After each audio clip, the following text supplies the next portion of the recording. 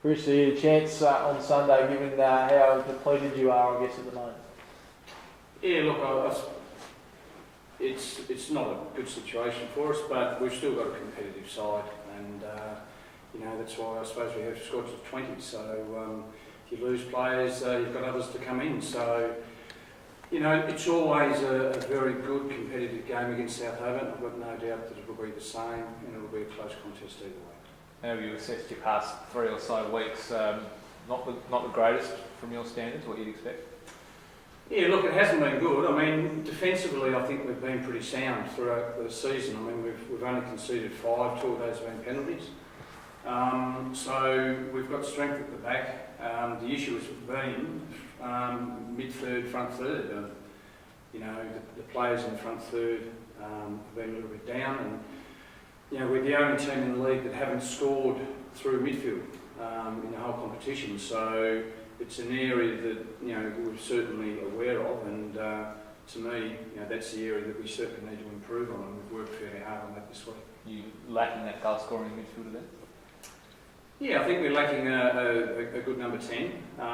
That support 6 and 8, and certainly, like I said, we've been down with Ethan's had a bad ankle, and Adam McEwen, Adam's a tremendous player, but he's been a little bit down on form, and he's worked pretty hard this week out in the park, trying to rectify that. We've had him, in front of the goal all week, and we'll do a little bit more of that tonight before we make a final assessment on our final squad, final starting 11. Is Aaron Cairns still any chance to come back at all, or would he stop? Yeah, no, look, my understanding is Aaron will be coming at some stage.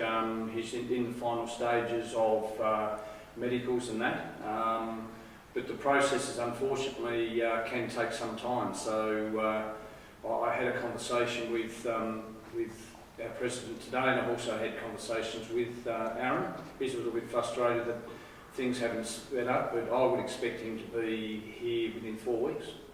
How important are these games against top teams? I guess it can really make or break the season, I guess, if you don't win.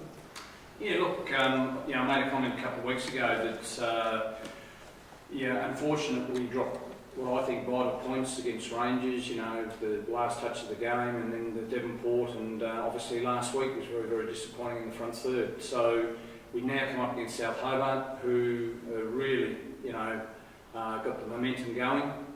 The young boys have now fitted into the level of football, and they're playing exceptionally well.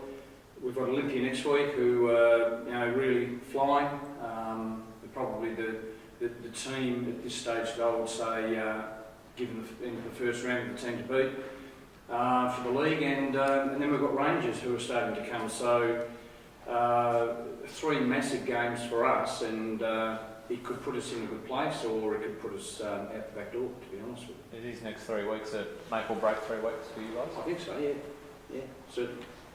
How are you enjoying the job after 1 round? Yeah, look, I'm loving it. I mean, I'm at the situation where I've had a number of knockbacks with clubs in the past, and the expectations of me coaching this year were at 0 until I was asked to take it on. So my expectations with regards to how long I'm going to be there is nothing. I just take it game to game. I'm enjoying it. The spirit of the guys is really good, which is a massive thing.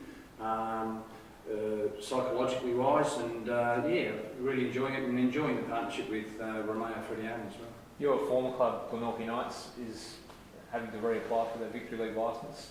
In your experience with Glenorchy Knights, are they up to Victory League standard? Oh, look, that's a club that I was with in the past, and they're struggling a little bit. I just leave it at that. I mean, that's not up for me to really comment on. That's the administration side of the game, and I wish them all the best. When do you reckon you'll be back to full strength? I don't expect Kurt to be back probably for 3 or 4 weeks. I think he's a long-term rehab.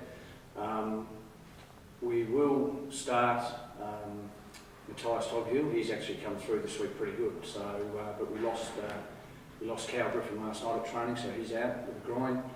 And we've also lost Paul Cairns as well from our squad, probably for the season with Paul.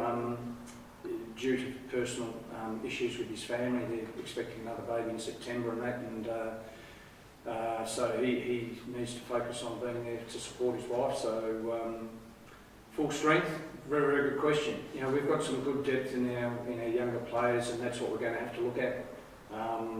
You know, you've got the two Brown boys reporting Matthew Pace. We'll probably bring in Jaron Prendergast next week into the squad. They're all good players, and you know, it's not going to hurt to give those guys a go and prepare them for 2016 and beyond. Is it a shame this has all happened, seeing the way you started the season? Certainly is. Yeah, it certainly is. I mean, we were going great guns and things were looking really well. We had a strong squad, but these things happen, and you know, there's no excuses at the end of the day. I don't make any excuses for last week's performance or the Devonport performance. You know, you have a squad of 20 players, and you expect no matter what, the players in that squad will perform. So, and we haven't performed not due to lack of numbers, but simply in the way we've played the game. So there's no excuses there. We've just got to lift our game and play good football. If we can do that, be competitive, we're in with a chance. Harrick would be pretty handy. Any update there? Yeah, look, I meant to ask DJ this morning, to be honest with you, because I've heard absolutely nothing. He's certainly not playing on Sunday. So yeah, look, to be honest with you, I've got no idea whether he said. I haven't heard anything regarding Harry since probably round 2.